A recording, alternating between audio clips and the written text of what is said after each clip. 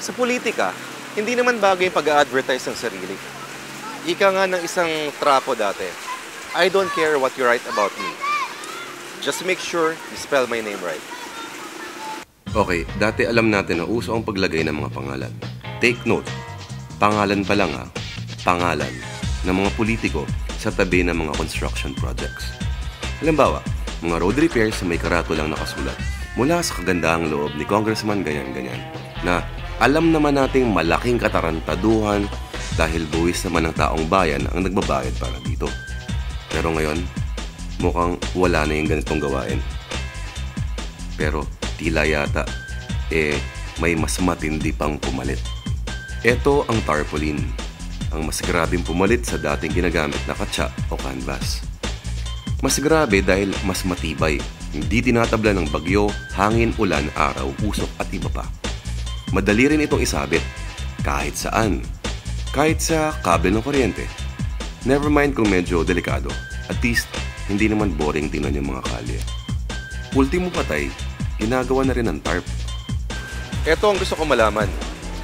Kailan nagsimula at sino ang nagpauso ng paglalagay ng pagmumukha ng mga politiko sa mga streamers?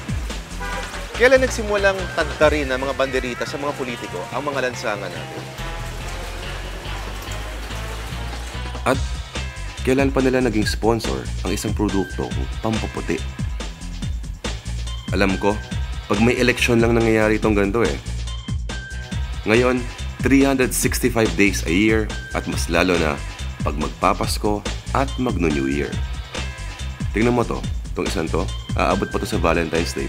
Sinuri namin ang kamay-nilaan upang makita kung gaano nakalala itong problema nga to. May mga swabe lang, meron namang mga super talamak. Parang bawat square inch ng syudad gustong takpan. Itong isang to, itong kaling ito, ay wala man lang street sign. Buti pa to, ang cute. Yan ang tamang paraan para tangkilikin ka, diba? Sa advertising, may tinatawag na konsepto ng presence. Kumbaga sa isang produkto, ang pangunahing idea nito ay hindi muna ang pagbebenta, pero ang pagpapaalala. Pagdating mo sa grocery, o kaya pag sumusulat ka na sa balota, may mga bagay kang hindi pwedeng makalimutan. Buti pa tong isang to. Nakita namin ito malapit sa Tondo. At least, may mahalagang mensaheng gustong sabihin. Imbis na magpakita lang ng pangit na pagmumukha. Ngayon kahit sino pwede na magpagawa ng tarp at isabit kahit saan. Tingnan mo to mga to. Yan Sino sila? Eto naman, boksingero daw siya.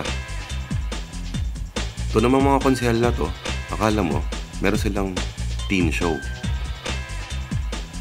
Ito naman, superhero. Tol, may isa akong gustong malaman. Sino ba talaga ang tunay na gumagastos para sa mga to? Ikaw ba? Ikaw? Ikaw? Ikaw? Ikaw? Hindi raw sila. Kaya ito ang tarpaulin. Mura na, matibay pa. Mas matibay pa kaysa sa watawat ng bansa.